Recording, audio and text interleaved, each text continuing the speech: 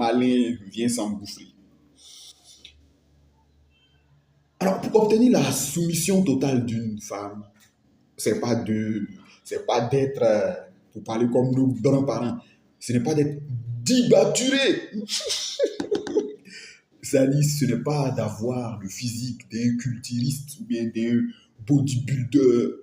Comment on appelle ça? Voilà, c'est ça, d'un bodybuilder, pour parler comme avec un accent américain, un bodybuilder.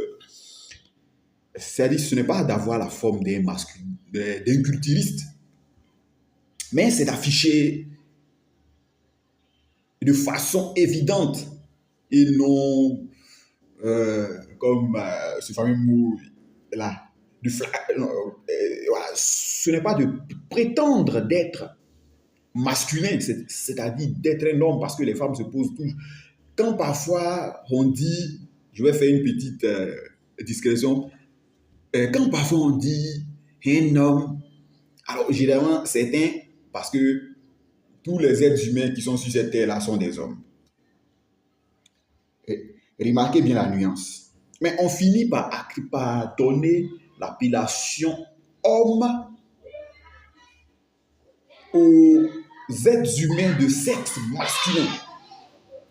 Et le mot s'accentue, c'est-à-dire les femmes aiment parfois l'attribuer, surtout, c'est mon homme. Quand on dit c'est mon homme, ça veut dire que c'est quelqu'un qui est parvenu à la marquer, à s'affirmer, à marquer d'une empreinte dans sa vie.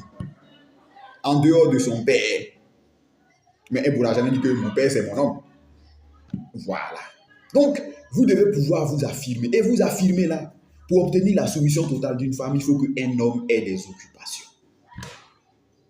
Même si elle ne lui rapporte pas de l'argent, il faudrait qu'il y ait des hobbies. C'est-à-dire, il faudrait qu'il y ait des buts ou bien des objectifs qu'il poursuit dans sa vie. Des objectifs qu'il poursuit dans sa vie. Des accomplissements, des réalisations qu'il cherche à accomplir. Donc, il n'a pas le temps pour les petites causeries de parler.